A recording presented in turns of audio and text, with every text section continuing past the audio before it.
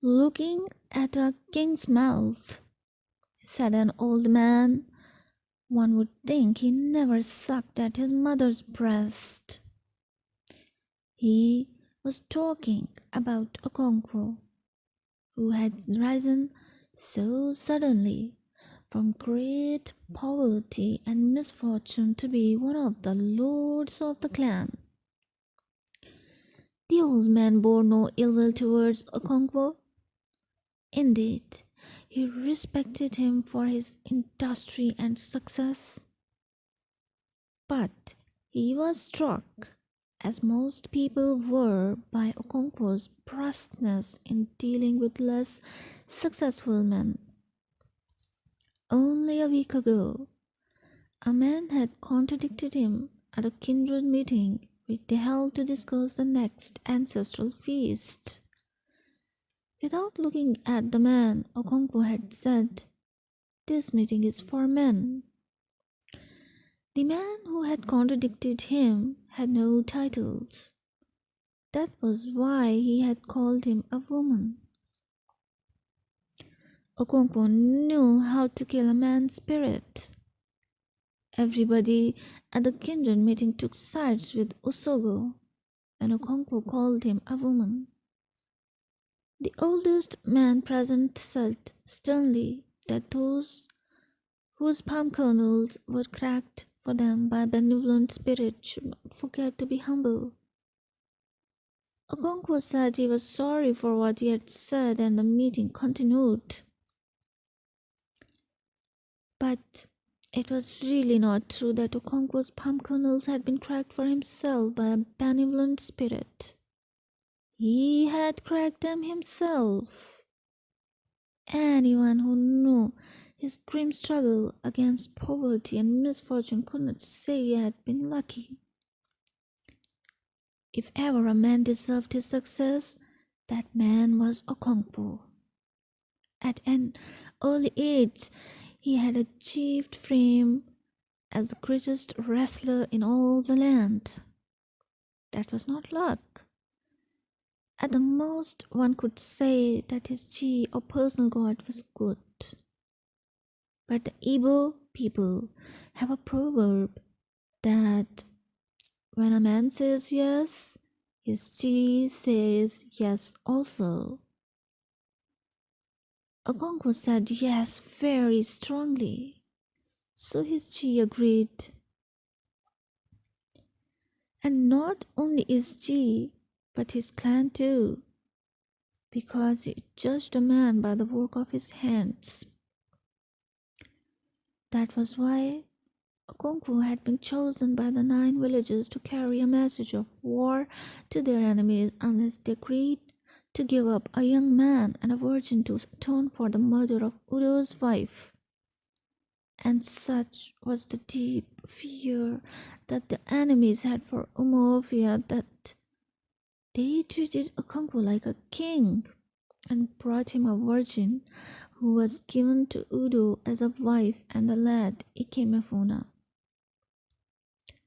The elders of the clan had decided that Ikemefuna should be in Okonkwo's care for a while, but no one thought it would be as long as 3 years. They seemed to forget all about him as soon as they had taken the decision. At first, Ikemefuna was very much afraid. Once or twice he tried to run away, but he did not. He did not know where to begin. He thought of his mother and his 3-year-old sister and wept bitterly. Knowing his mother was very kind to him and treated him as one of her own children. But all he said was, "When shall I go home?" When Okonkwo heard that he would not eat any food, he came into the hut with a big stick in his hand and stood over him while he swallowed his yams, trembling. A few moments later, he went behind the hut and began to vomit painfully. Noye's mother went to him and placed her hands on his chest and on his back. He was ill for 3 market weeks, and when he recovered, he seemed to have overcome his great fear and sadness. He was by nature a very lively boy, and he gradually became popular in Okonkwo's household, especially with the children. Okonkwo's son Oye, who was 2 years younger, became quite inseparable from him because he seemed to know everything. He could fashion out flutes from bamboo stems and even from the elephant grass. He knew the names of all the birds and could set clever traps for the little bush rodents. And he knew which trees made the strongest boughs. Even Okonkwo himself became very fond of the boy. Inwardly, of course.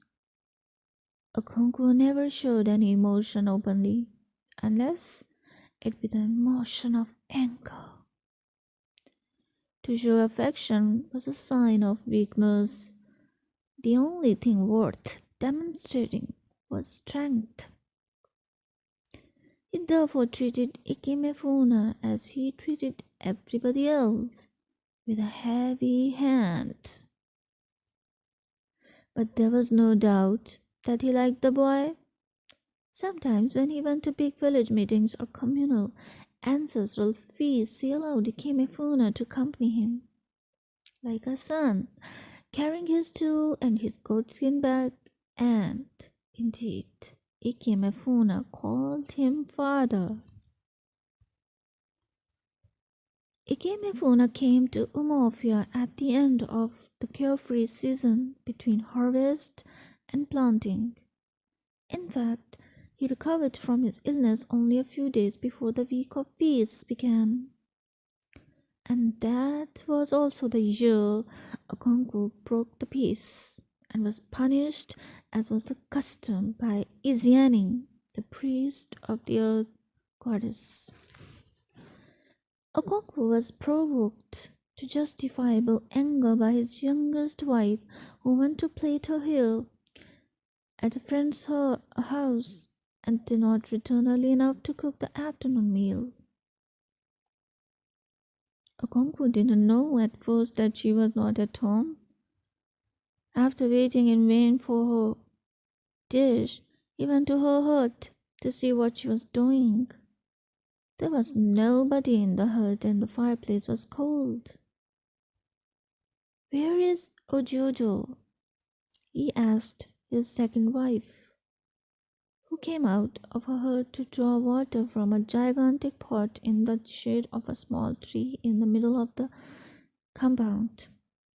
"She has gone to plait her hair." Okonkwo bit his lips as anger welled up within him. Where are her children? Did she take them?" he asked with unusual coolness and restraint.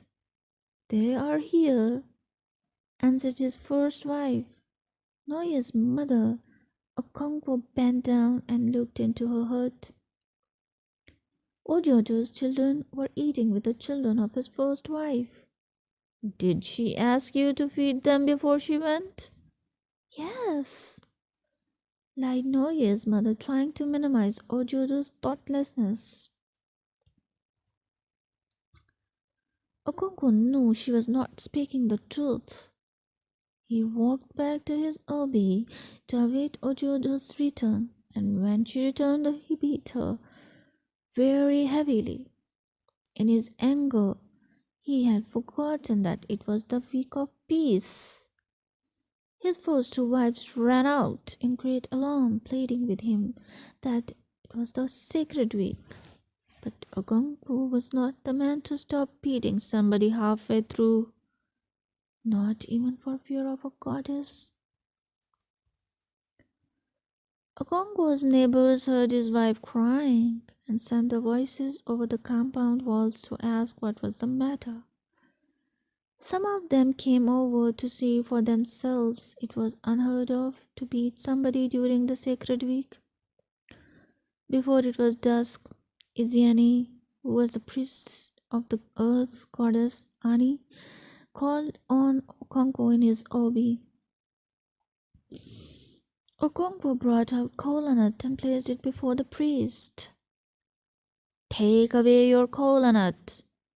I shall not eat in the house of a man who has no respect for our gods and ancestors." Okonkwo tried to explain to him what his wife had done, but Iziani seemed to pay no attention. He held a short staff in his hand, which he brought down on the floor to emphasize his points. "Listen to me," he said when Okonkwo had spoken. "You are not a stranger in Amorphia. You know as well as I do that our forefathers ordained that before we plant any crops in the earth, we should observe a week in which a man does not say a harsh word to his neighbor. We live in peace with our fellows to honor our great goddess of the earth, without whose blessing our crop will not grow. You have committed a great evil." He brought down his staff heavily on the floor. "Your wife was at fault, but even if you come into your obi and found her lover on top of her, you would still have committed a great evil to beat her." His staff came down. "The evil you have done can ruin the whole clan. The earth goddess whom you have insulted may refuse to give us her increase, and we shall all perish." His tone now changed from anger to command. "You will bring to the shrine of Ani tomorrow one she-goat, one hen, a length of cloth, and 100 cowries." He rose and left the hut. Okonkwo did as the priest said. He also took with him a pot of palm wine. Inwardly he was repentant, but he was not the man to go about telling his neighbors that he was in error. And so people said he had no respect for the gods of the clan. His enemies said his good fortune had gone to his head. They called him the little bird Naza, who so far forgot himself after a heavy meal that he challenged his chi. No work was done during the peace of week. People called on their neighbors and drank palm wine. This year they talked of nothing else but the Naso Ani, which Okonkwo had committed. It was the first time for many years that a man had broken the sacred peace. Even the oldest man could only remember one or two other occasions somewhere in the dim past.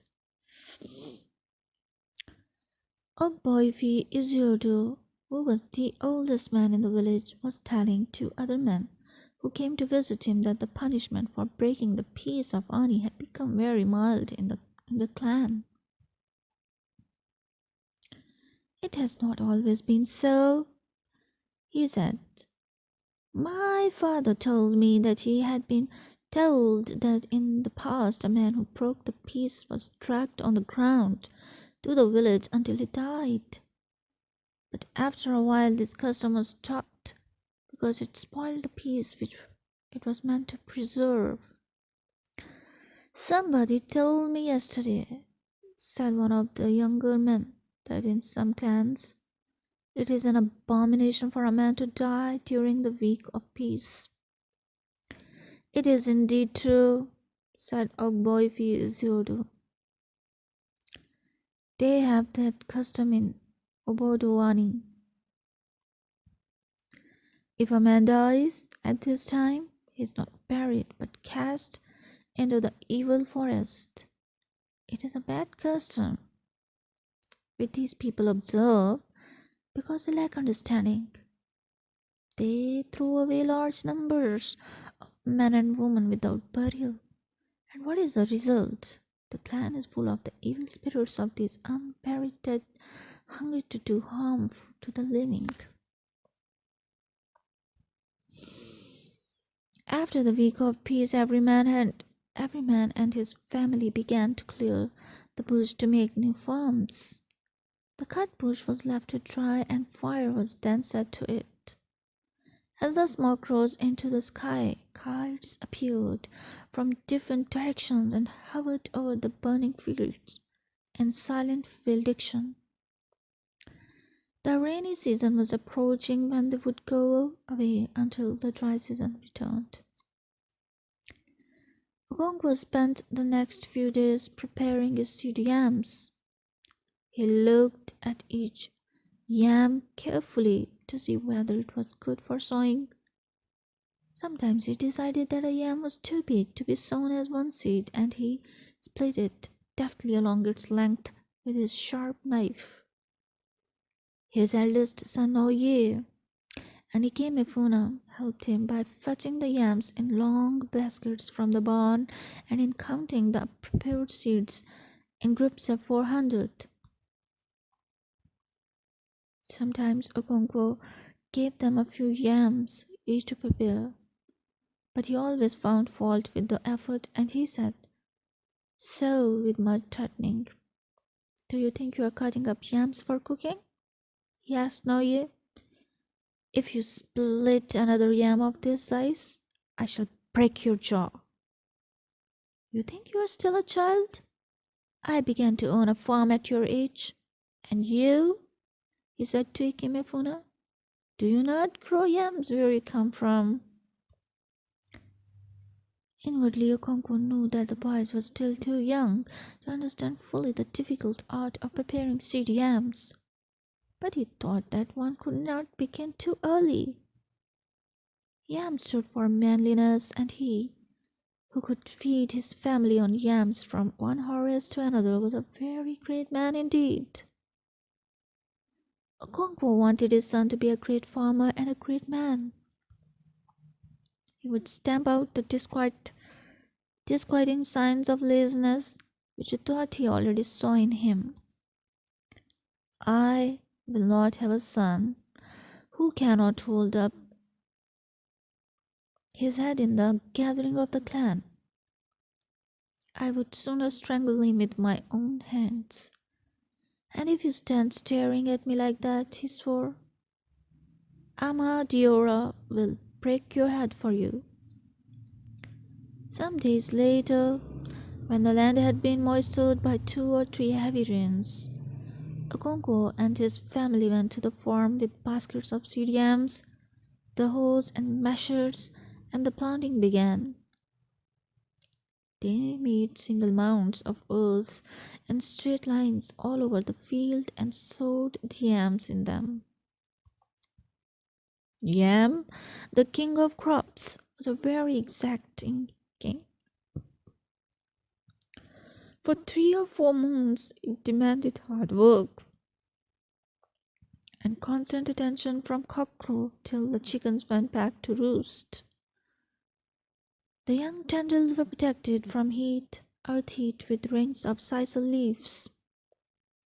As the rains became heavier, the woman planted maize, melons, and beans between the yam mounds. The yams were then staked first with little sticks and later with tall and big tree branches. The woman weeded the farm 3 times at definite periods in the life of the yams, neither early nor late. And now the rains had really come so heavy and persistent that even the village rainmaker no longer claimed to be able to intervene. He could not stop the rain now, just as he would not attempt to start it in the heart of the dry season, without serious danger to his own health. The personal dynamism required to counter The forces of these extremes of weather would be far too great for the human frame, and so nature was not interfered with in the middle of the rainy season. Sometimes it poured down in such thick sheets of water that earth and sky seemed merged in one grey wetness. It was then uncertain whether the low rumbling of Amadiora's thunder came from above or below. At such times, in each of the countless thatched huts of Amalfia, children sat around their mothers' cooking fires, telling stories, or with the fathers in his obi warming themselves from a log fire, roasting and eating maize. It was a brief resting period between the exacting and arduous planting season and the equally exacting but light-hearted month of harvests. Iki Mifuna had begun to feel like a member of a conquest family. He still thought about his mother and his 3-year-old sister, and he had moments of sadness and depression, but he and Noye had become so deeply attached to each other that such moments became less frequent and less poignant. Ikemefuna had an endless stock of folks' tales. Even those which Noye knew already were told with a new freshness and the local flavor of a different clan. Noye remembered this period very vividly till the end of his life. He even remembered how he had laughed when Ikemefuna told him that the proper name for a corn cab with only a few scattered grains was Ise Agadi Namai, or the teeth of an old woman. Noye's mind had gone immediately to Noyike, who lived near the Udala tree. She had about 3 teeth and was always smoking her pipe. Gradually the rains became lighter and less frequent, and earth and sky once again became separate. The rain fell in thin, slanting showers, through sunshine and quiet breeze. Children no longer stayed indoors but ran about singing. The rain is falling, the sun is shining, alone Nadi is cooking and eating. I always wondered who Nadi was and why he should live all by himself, cooking and eating. In the end, he decided that Nadi must live in that land of Ikimefuna's favorite story where the ant holds his coat in splendor and the sands dance forever.